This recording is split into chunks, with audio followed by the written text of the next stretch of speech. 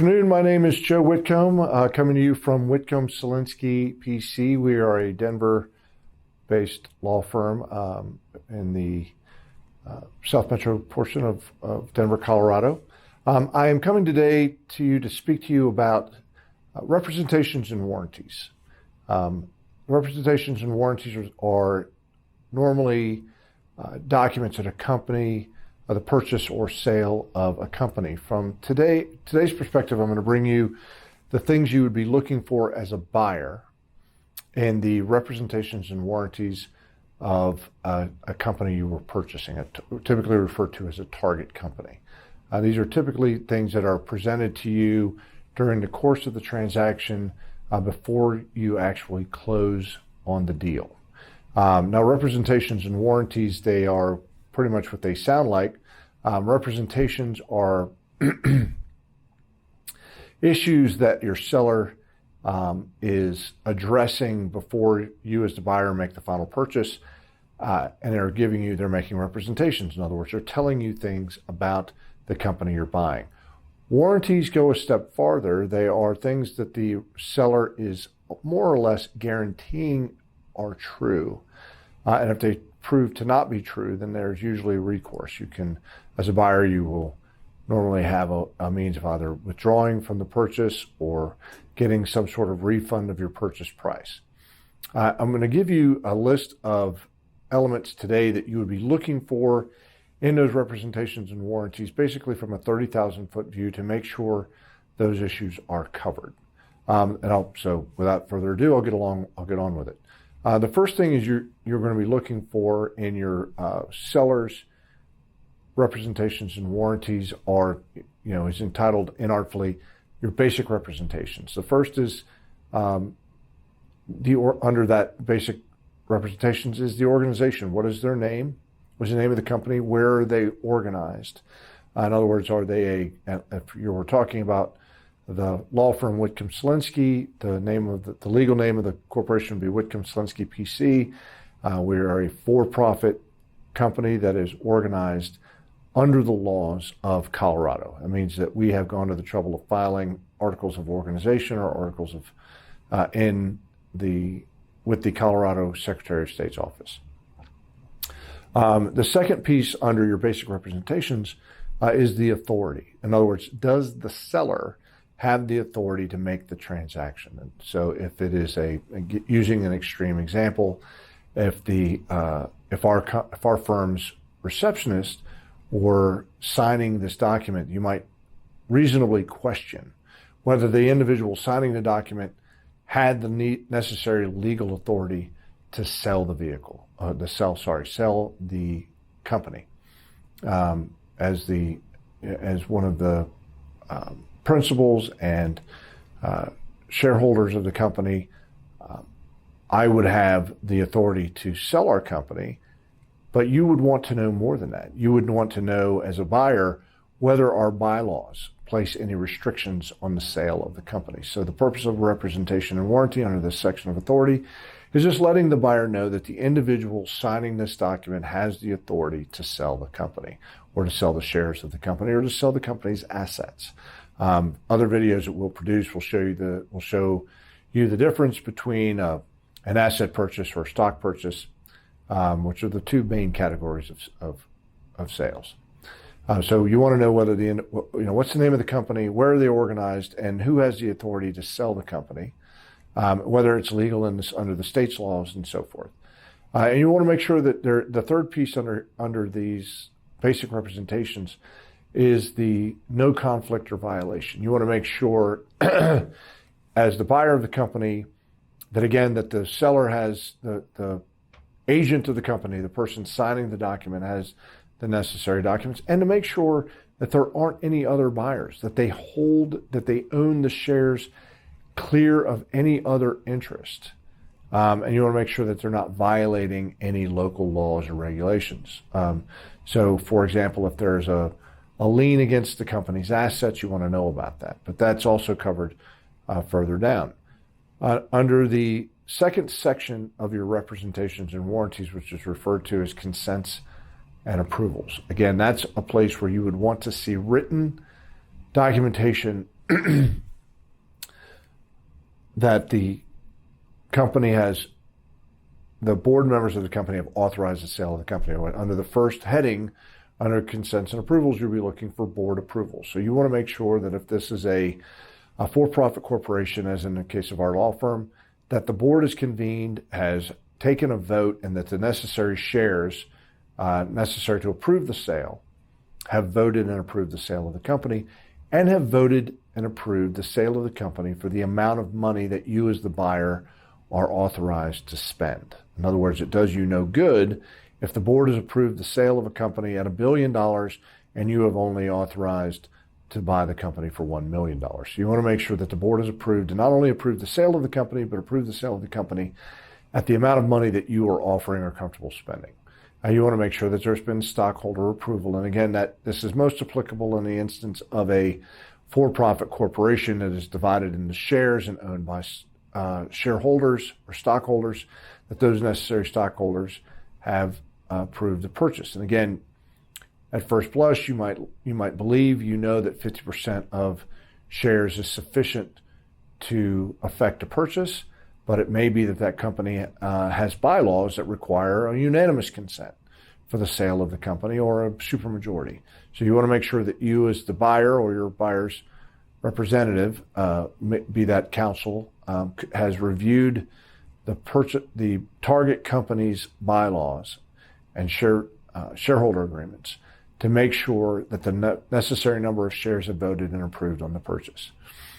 And then you want to make sure that there's governmental approvals. And again, you want to make sure that the state in which the company you are purchasing, and if you could be purchasing a company that is a foreign entity, in other words, a company that is organized outside of the United States, and there may be separate legal issues related to the purchase of a company that's outside the United States of America. So you want to make sure that you see, and if it is a foreign company or a company outside of the United States, it's always wisest, in our firm's opinion, that you hire local counsel to make sure that you are navigating the foreign country's laws as it relates to the purchase of a company. It may not, for example, be legal for you as a U.S.-based company or the owners of a U.S.-based company to own 100% of the shares of a foreign corporation. So you want to make sure that you're able to do that. Under the third article, or the third paragraph, or third major paragraph of the reps and warranties, you're looking for corporate documents and organization structure. So you want to look for those charter documents. Those are normally referred to as articles of organization, articles of incorporation. Those are regularly filed with the state in which the company is organized. Again, in the case of our law firm, that would be filed with the Secretary of State's office. Our articles of organization or articles of incorporation. That may not always be true if you are buying a foreign-based company, so you want to make sure that you are able to review in advance whatever the charter documents are. And you would also be looking for documents like bylaws, shareholder agreements, stock purchase agreements, anything like that that may affect the ownership. It's essentially, if you were thinking of purchasing a house, you want to make sure you're getting a clean title to the company that you're purchasing. You also want to be looking for any representations as it relates to that company's subsidiaries. For example, if you're purchasing a parent company, you want to make sure that you have in your reps and warranties the list of all subsidiaries to that parent corporation, because you could be buying all of the assets or liabilities of those subsidiary companies depending on the relationship between the parent and the subsidiary. So you want to make sure that that paragraph is covered and that all of your subsidiary relationships are disclosed. You also want to make sure that your books and records, your target company's books and records, are included in your representations and warranties. Most of those things you should be familiar with. You want to make sure you're reviewing the company's profits and losses, and you want to make sure that the representations and warranties that you're reading represent and or warranty that the profit and loss, balance sheet, general ledger, all of those documents are accurate, at least up to the date that they were created and presented to you as the buyer. So that is covered under books and records. And you should consider it your privilege and your right as a buyer to make sure that you are reviewing both cash and accrual basis, profit and loss, and any other financial documents on a target company. The next piece you want to look at under would be considered paragraph 4, are security matters. Now, this has largely to do with companies that are publicly traded, but most, there are state regulated securities as well as federally regulated securities. You want to make sure that your representations and warranties demonstrate that the requirements under any securities that are being purchased or sold are legal in the state in which they are purchased, or federally if it happens to be a publicly traded company. Make sure that any SEC filings that are required to be filed have been filed and are timely and are accurate. And you would at least want the representations and warranties to record for you that those documents have been filed, they are accurate, so that if anything happens after the purchase, after you've completed the purchase, you have some recourse. You also want to make sure that the company, under the paragraph covering security matters, you want to make sure that the company is adequately capitalized. And you want the capitalization paragraph included in your representations and warranties to disclose to you how the company is capitalized, whether it is capitalized, for example, entirely in cash, whether it is capitalized in part by equity in another company. You want to know all of that, and you want that to be represented under your securities matters portion of your representations and warranties. Paragraph 4.2 in this paragraph would be your SEC reports. Again, making sure that all of those reports are timely and accurate and are up to date. The last piece, under the second to last piece, under paragraph 5, reputation matters, you want to make sure that, financial matters, you want to make sure that your financial statements are represented as being true and accurate and up to date. You want to define there what a material representation would be, and you want to make sure that as a buyer, you have clearly articulated recourse in the event that the representations and warranties under the financial matters of this reps and warranties are not accurate. So you want to make sure that the buyer is giving you current, up-to-date documents. You want to make sure that their accounts receivables, for example, are accurately represented. You don't want to purchase a company and learn 3 months after closing that the company's accounts receivable was completely out of whack, that they have a lot of old debt that you have little hope of recovering, but which was included in their statement of profitability. That's why it's also a really good idea to make sure you're looking at cash basis profit and loss, even if it is a large company or has a lot of cash flow. You want to make sure that the profit margins you're looking at are based on monies actually received and not just due. The seller should accurately represent to you the number of outstanding receivables that are in excess of 90 days from their due date, so that you know whether or not you're getting in essence a bad book of business, maybe uncollectible debt. You want a statement of the company's assets, hard and soft assets. Included in those assets will regularly be a list of the company's intellectual properties. So they could have patents that are outstanding. They may own trademarks or logos. They may have copywritten product. If it's an IT company, they may have code that is copywritten, and you want to make sure that those copyrights have been protected and policed throughout the company's history. You'd want to know about all registered trademarks and whether there are any foreign registered trademarks or foreign registered patents, so that you would know how to police those and know how to follow up and make sure that the fees are being paid timely and so forth, making sure that all of your intellectual property is covered. There may be contracts, there may be leases. All of those things would be considered the company's assets, not just its real assets like real estate, and not just its chattel, not just the machinery it uses to produce things or its vehicle fleet. You want to make sure you have all of the assets listed and have some idea of the value of those assets. You're always within your rights to hire a third-party appraiser. You will usually be required to pay the cost of that, but that can be negotiated to make sure you have a clear understanding of the value of the assets, not just post-depreciation or what have you. You want to know what they're worth for real, not just what they're worth on paper. You can always ask for and get a financial opinion, and that is best done, in my opinion by an objective third party. You may find a company that we regularly rely on around here is a company named Baker Tilly, but there are many others, third-party forensic accountants that can crawl through your target company's books and make sure that everything that's presented to you in reps and warranties is accurate. Of course, that's something that you probably would want to do after the reps and warranties have been submitted to you so that you have some point of comparison. And the last piece that you'll look at in the representations and warranties is a statement of the company's reputation. You're purchasing in a target company some element of goodwill. Where does that company stand in its reputation within the community, within its industry? If you're buying a financial services industry or a company rather, what is that company's reputation within the industry?